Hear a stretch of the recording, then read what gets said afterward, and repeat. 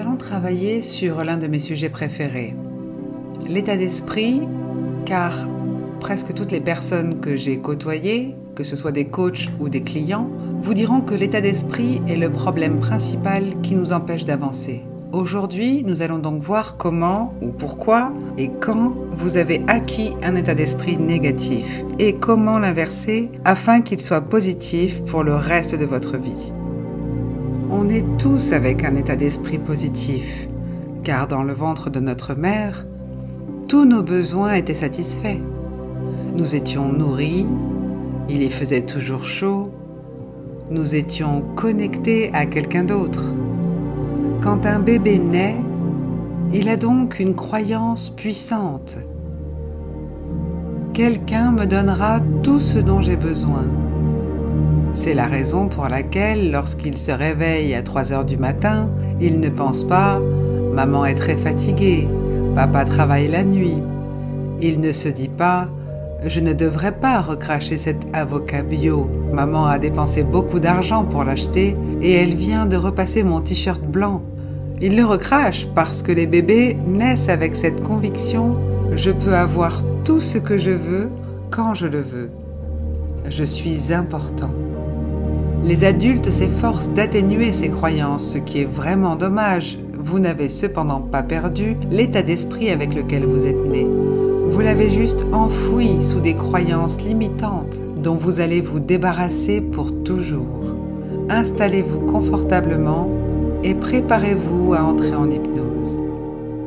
Regardez aussi haut que possible. Assurez-vous que vos pieds et vos mains ne se touchent pas et que vous soyez à l'aise. Levez les yeux. Fixez un point réel ou imaginaire au-dessus de votre tête et inspirez profondément et expirez. Très bien. Encore une fois, inspirez et expirez profondément. Chaque fois que vous clignez des yeux, une hypnose profonde et puissante vous envahit.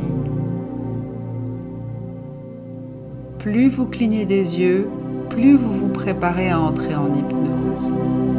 Maintenez à présent votre regard vers le haut et fermez complètement vos paupières.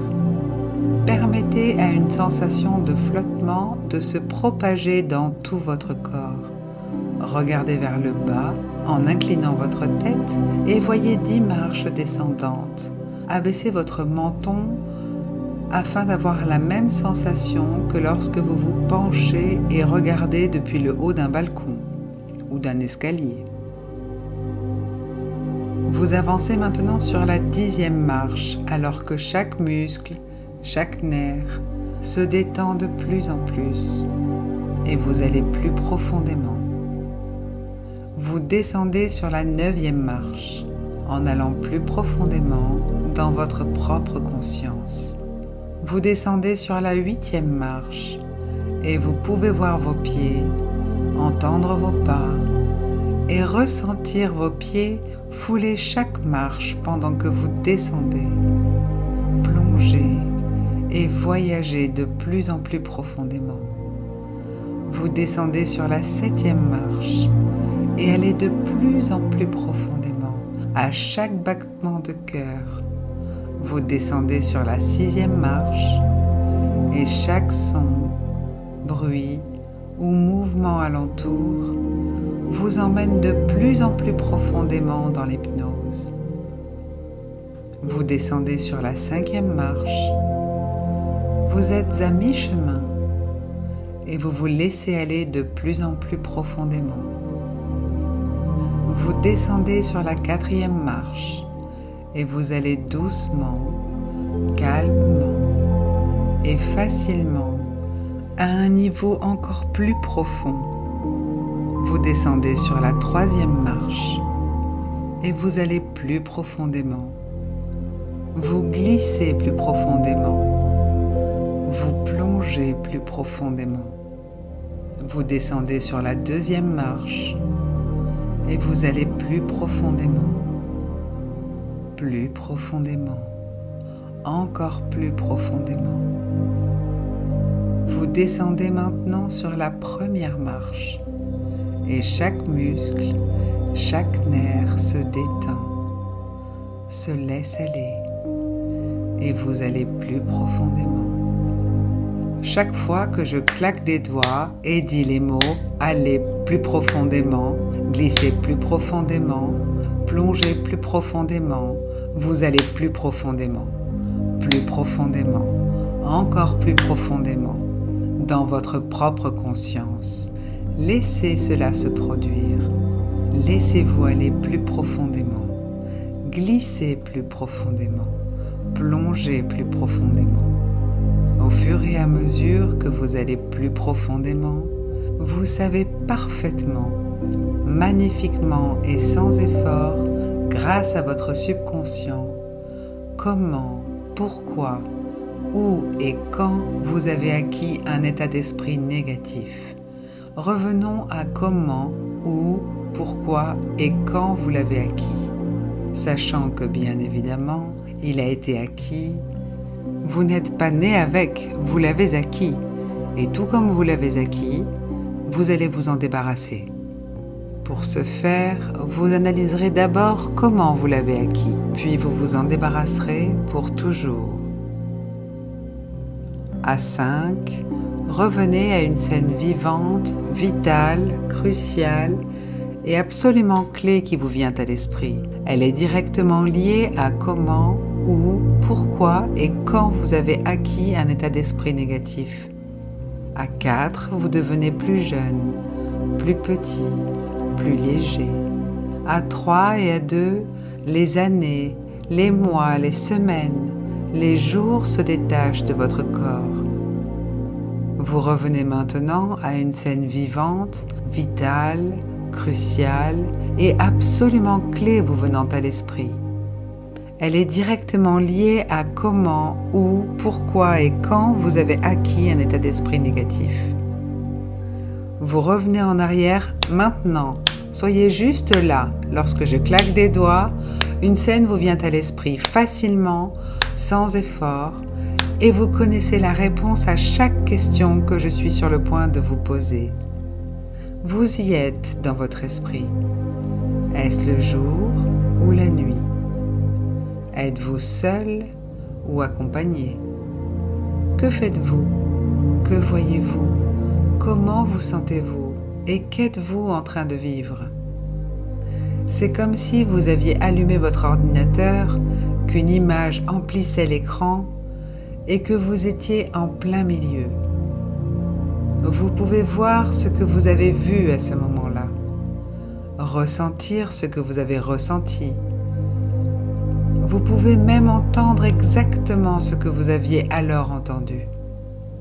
Lorsque je claquerai des doigts à 3, vos oreilles seront grandes ouvertes et vous pourrez entendre quelque chose qui vous a conduit à devenir plus négatif que ce que vous vouliez.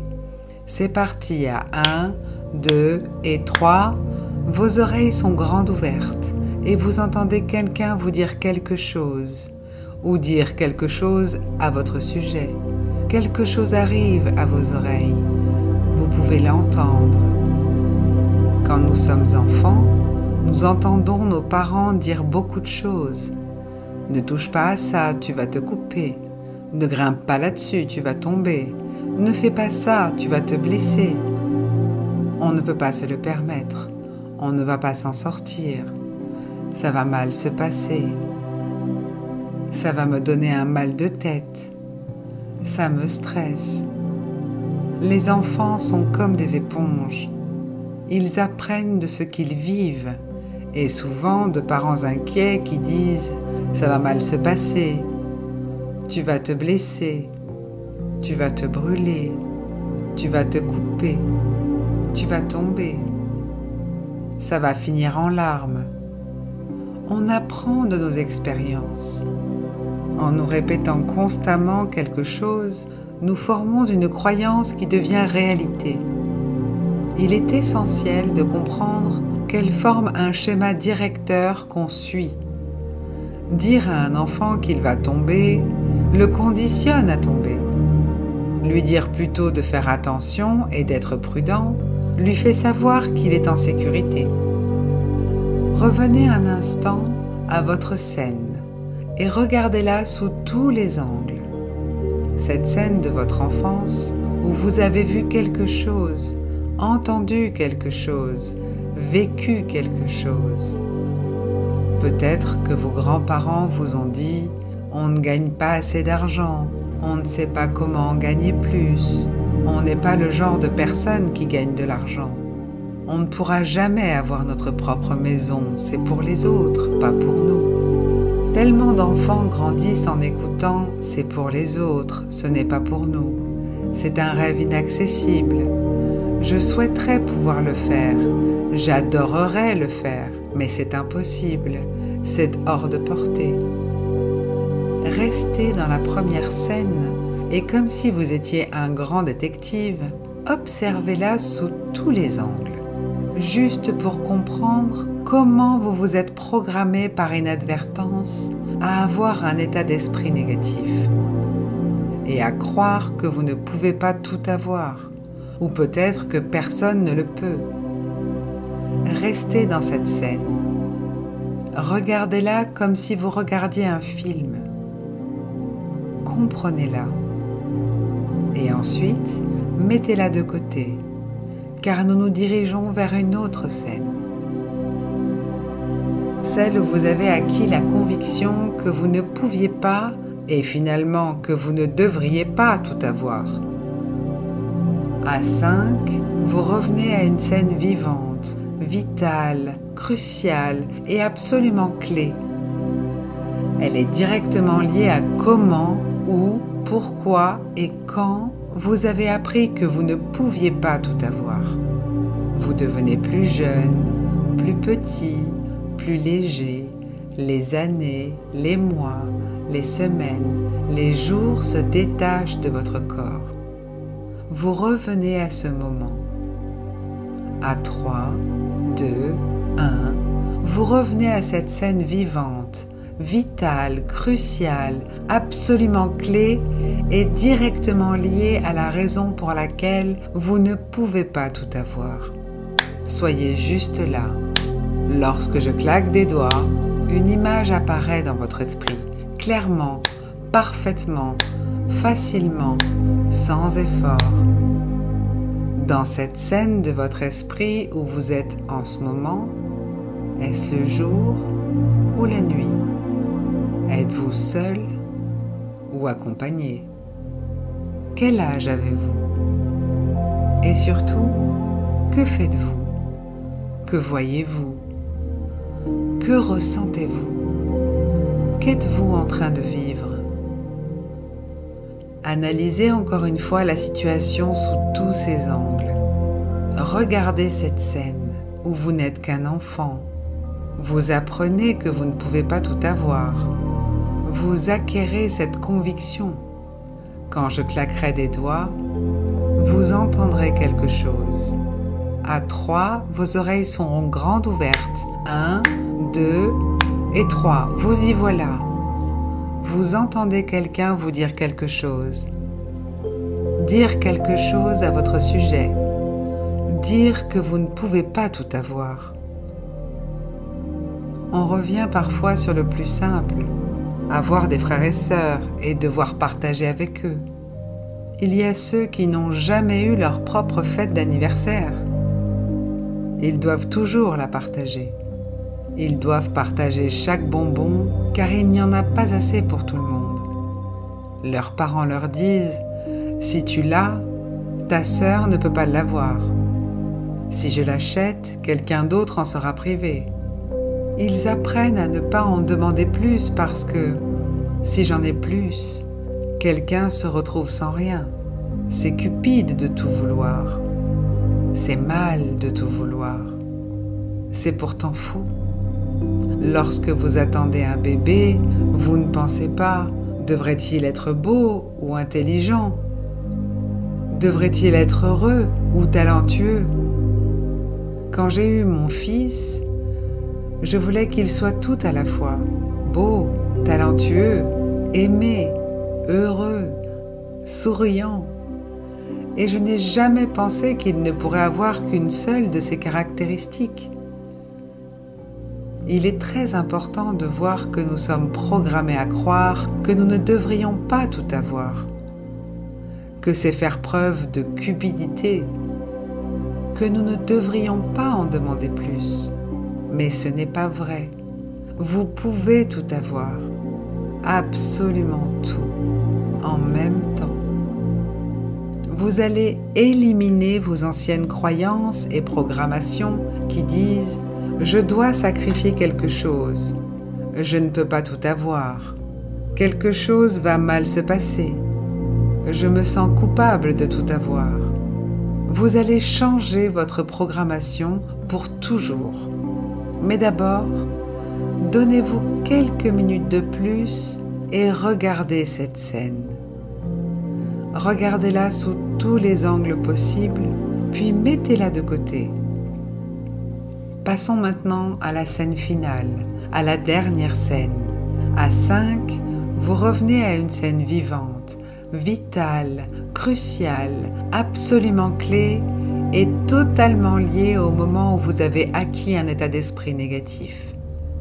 Vous devenez plus jeune, plus petit, plus léger. Vous revenez à une scène vivante, vitale, cruciale, absolument clé et directement liée au moment où vous avez perdu votre état d'esprit positif et l'avez remplacé par un autre quelque peu négatif. Vous devenez plus jeune, plus petit, plus léger. Vous revenez maintenant à une scène vivante, vitale, cruciale et directement liée au moment où vous avez changé votre état d'esprit positif pour un plus négatif. Vous y revenez maintenant. Soyez juste là. Lorsque je claque des doigts, une scène vive, vitale et absolument clé vous vient à l'esprit. Dans cette scène, est-ce le jour ou la nuit? Êtes-vous seul ou accompagné? Que faites-vous? Voyez-vous? Ressentez-vous? Que vivez-vous en ce moment? Vous pouvez ressentir ce que vous avez ressenti. Vous pouvez entendre ce que vous avez entendu. Vous pouvez voir et vivre exactement ce que vous avez vu et vécu à ce moment-là. À 1, 2, 3, vos oreilles sont grandes ouvertes. Vous pouvez entendre quelque chose directement lié à ce qui est arrivé à l'état d'esprit positif, fantastique que vous aviez. Et comment il a disparu. Restez dans cette scène. Regardez-la sous tous les angles. Comprenez comment vous êtes devenu la personne que vous êtes et comment cette scène vous a affecté, ce qu'elle vous a fait et comment elle vous a influencé. Regardez-la sous tous les angles possibles. Assemblez maintenant ces 3 scènes comme un puzzle. Vous êtes comme un détective.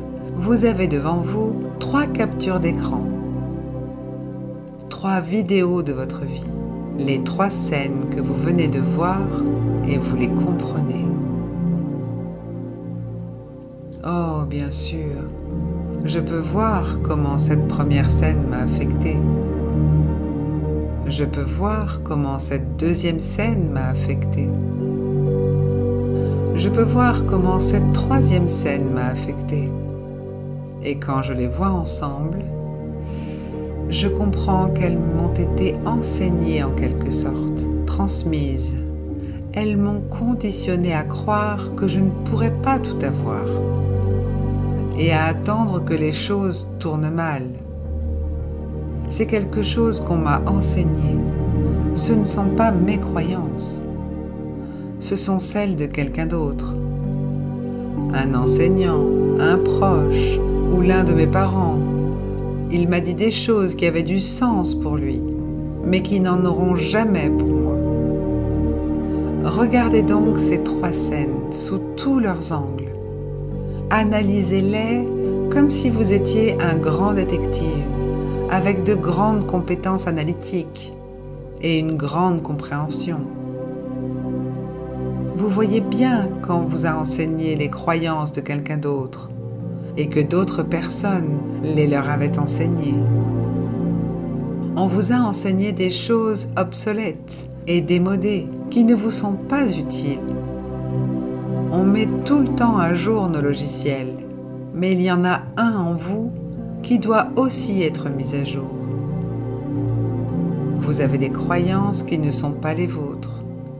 Imaginez-vous les mettre dans une valise, prendre toutes vos croyances inutiles et les mettre dans une valise, la jeter et dire « Je ne vais plus jamais supporter ces croyances qui appartiennent à d'autres. Elles ne me servent pas, elles ne m'appartiennent pas. Pourquoi est-ce que je traîne une valise pleine de choses dont je ne veux plus pour le reste de ma vie? Je ne le ferai plus. » Revenons maintenant à la première scène. Dites à voix haute, avec une conviction absolue, « Ce n'est pas moi parce que… » Par exemple, « Ce n'est pas moi parce que je ne vis plus avec une mère anxieuse qui ne parle que de ce qui pourrait mal tourner. Je ne vis plus avec un père qui se plaint toujours du coût de la vie et de la difficulté de son travail. Je ne vis plus avec une grand-mère stressée. Je n'ai plus une enseignante qui dit « Tu n'y arriveras jamais, mieux vaudrait commencer dès maintenant à rêver d'autre chose. » Ce n'est pas moi. Alors maintenant, vous savez quoi faire. Revenez à la première scène et dites à voix haute avec moi « Ce n'est pas moi et ce ne sera plus jamais moi pour le reste de ma longue et heureuse vie parce que… » Encore une fois, ce n'est pas moi et ce ne sera jamais moi parce que… Et maintenant, terminez la phrase. Criez-la à plein poumon. Dites-moi pourquoi ça n'est pas vous. Justifiez-vous. Ce n'est pas moi parce que… Complétez cette phrase. Ça ne pourra plus jamais être moi parce que… Terminez cette phrase. Ce ne sera plus jamais moi de toute ma vie parce que… Nous allons maintenant revenir à la deuxième scène et nous allons faire exactement la même chose. Inspirez profondément et criez « Ce n'est pas moi parce que… » et terminez la phrase maintenant. Ce ne sera plus jamais comme ça, plus jamais. Répétez après moi. Ce ne sera plus jamais moi, pour le reste de ma longue et merveilleuse vie, parce que… Complétez cette phrase. Criez-la à plein poumon. Justifiez-le pour moi, pour vous-même, à gorge déployée. Passons maintenant à la scène 3. Et encore une fois, donnez tout ce que vous avez. Détruisez vos vieux neurones, vos vieilles croyances. Détruisez vos vieux schémas. Effacez et éradiquez vos croyances obsolètes en répétant après moi d'une voix forte et puissante « Ce n'est pas moi parce que… » Ce ne sera plus jamais moi pour le reste de ma longue et merveilleuse vie parce que… Complétez cette phrase. Ce ne sera plus moi et ce ne pourra plus jamais être moi parce que… Complétez la phrase. Ce faisant, vous reprogrammez votre esprit et vous mettez à jour votre logiciel. Donc, encore une fois, en sachant que ce que vous faites est très important et transformateur, Et tout en vous donnant à 100%, répétez après moi. Ce ne sera plus jamais moi. Plus jamais moi. Ça ne pourra plus jamais être moi parce que... Et terminez la phrase avec force et conviction. Criez-la, justifiez-la, dites-la. Continuez. Continuez jusqu'à ce que vous n'ayez plus de justification. Encore un peu. C'est merveilleux. Et bien sûr, n'oubliez pas que vous pouvez mettre en pause cet audio pour vous donner plus de temps. Vous pouvez revenir en arrière et recommencer. C'est une merveilleuse façon de briser les habitudes, les schémas, d'effacer, d'éradiquer et d'éliminer ce qui n'a jamais été vôtre, ce qui a été acquis, reçu. Vous apprenez de ce que vous vivez et maintenant, vous vivez une vie différente, avec différentes croyances qui vous servent. Lentement, calmement, facilement, sans effort. Revenez à votre pleine conscience. Vous vous sentez bien. Vous vous sentez merveilleux. Vous vous sentez extraordinaire. Vous pouvez le faire dès maintenant. Si jamais vous écoutez cet audio dans votre lit avant de vous coucher, vous plongerez simplement dans un sommeil profond, rempli de rêves guérisseurs et thérapeutiques. Ils seront libérateurs. Vous pouvez le faire à tout moment, y compris dès maintenant.